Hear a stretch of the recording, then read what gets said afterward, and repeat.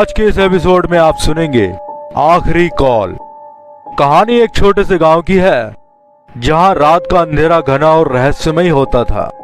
इस गांव में एक पुराना टेलीफोन बूथ था जो कई सालों से बंद पड़ा था, लेकिन कहते हैं कि वहां आधी रात के बाद एक कॉल आती थी। कौन करता था ये कॉल और क्यों, क्या है इसके पीछे की सच्चाई, आइए जानते हैं। ये कहानी रिया की है जो एक पत्रकार थी। उसे मेरी तरह रहस्यमय कहानियों में काफी दिलचस्पी थी। एक दिन उसे गांव के उस टेलीफोन बूथ के बारे में पता चला जिसके बारे में कहा जाता था कि रात 12 बजे वहां फोन की घंटी बजती है। लोगों का कहना था कि जिसने भी फोन उठाया वो कभी वापस नहीं लौटा। रिया ने इसे एक अफवाह समझा और इसे अपनी अगली कहानी बनाने का फैसला किया। रिया ने एक रात वहां जाकर उस टेलीफोन बूथ के पास एक कैमरा लगाया।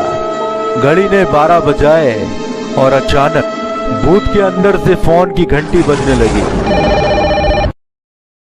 रिया ने हिम्मत जुटाई और फोन उठाया।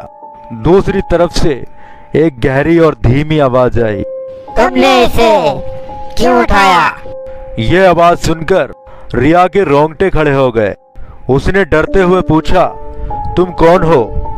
आवाज ने जवाब दिया, मैं वही हूँ जिसे तुम खोज रही हो। आज तुम मेरी जगह आओगी। फोन कट गया और बूथ के शीशे पर खून के धब्बे नजर आने लगे। रिया घबरा गई और भागने की कोशिश की, लेकिन उसके पैर जमीन में जैसे जकड़ गए थे। उस रात के बाद रिया को कभी किसी ने नहीं देखा। लोग कहते हैं कि अब हर रात टेलीफोन बूथ से 2 आवाजें आती हैं, एक डरावनी और दूसरी रिया की चीखती हुई। क्या ये सिर्फ एक अफवाह थी या उस बूथ के पीछे कोई सच्चाई थी, ये कोई नहीं जानता।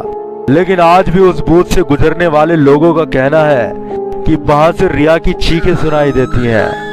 ध्यान रखें, अगर किसी पुराने टेलीफोन बूथ से आपको आधी रात के वक्त कॉल आए तो कभी मत उठाना, हो सकता है अगली आवाज आपकी हो। आज का ये एपिसोड यहीं खत्म होता है। मिलते हैं द हॉरर स्टोरीज के नए एपिसोड में। तब तक के लिए इस चैनल को सब्सक्राइब कर लीजिए।